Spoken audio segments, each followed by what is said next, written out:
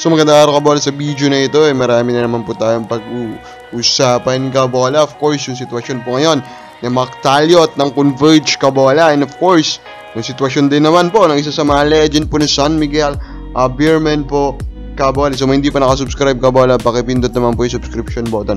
So malamang aware naman na po siguro kayo kabola na yung si Chris Ross nga po is pinaperma po ng San Miguel Beerman bilang maging kanila pong playing assistant coach kabola. So Chris Ross is only 38. Actually, that's already old, no, for a professional basketball player. Ilan lang po ang nakakarating sa kanyang edad sa NBA. Sa PBA medyo madami sila kabola if we look at the percentage. Pero overall, this is a very interesting development sa kampo mo San Miguel Beerman. Of course, nasa 2 taon pa daw ito si Chris Ross na maglalaro, pero he will be a playing assistant coach already kabola. And according sa kwento ni Chris Ross, ang nag-introduce sa kanya nitong opportunity ito is walang iba kundi si coach or si boss Al Francis Chua kabola. And for me, this is very interesting kabola, kasi bakit, di ba? Bakit kailangan po nilang gawin siyang assistant coach? Kakain pa rin naman siya ng rooster spot kabola. I think they are preparing him for something. Maybe they want him to be a coach in their future of one of their franchise, hindi man sa PBA agad-agad, baka sa college team po na kanila pong sinusuportahan kabola, pwede pong ganon. That could be the future of Chris Ross kabola. Now, punta muna tayo sa mga comments kabola. In our recent video na PBA trade rumors, si Never Magnolia San Miguel, saan dapat napunta?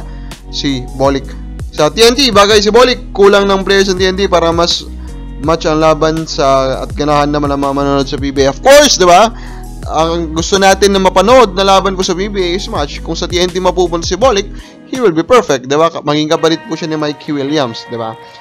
Welcome sa barangay, Tony Bishop kabola. So yan, hindi pa na-confirm yan, no? Kung si Tony Bishop talaga po ang magiging bagong import po kabola ng barangay Ginebra San Miguel. Now, let's look at another intriguing po na controversy na kinakasangkutan po ngayon ng Converge kabola.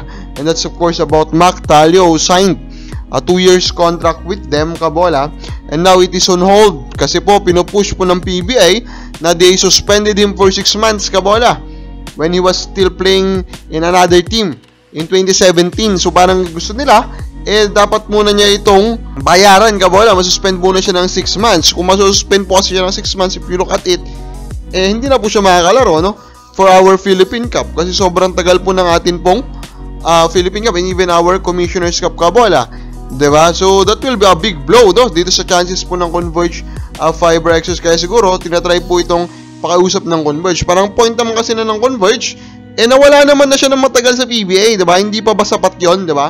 6 na buwan yung suspension. Ano bang gusto niya? Hindi siya maglaro sa PBA kabola, o hindi siya maglaro ng professional basketball, yun ba yun? Ganun ba?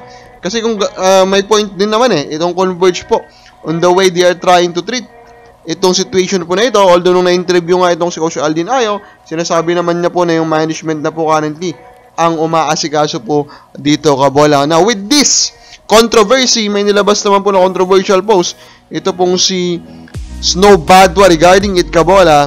Bakit parang pinag-iinitan na nabubuli ng liga ang Converge kabola? And of course, napansin na natin yan, no? Napansin na natin yan in the past few decisions that they're making, di ba?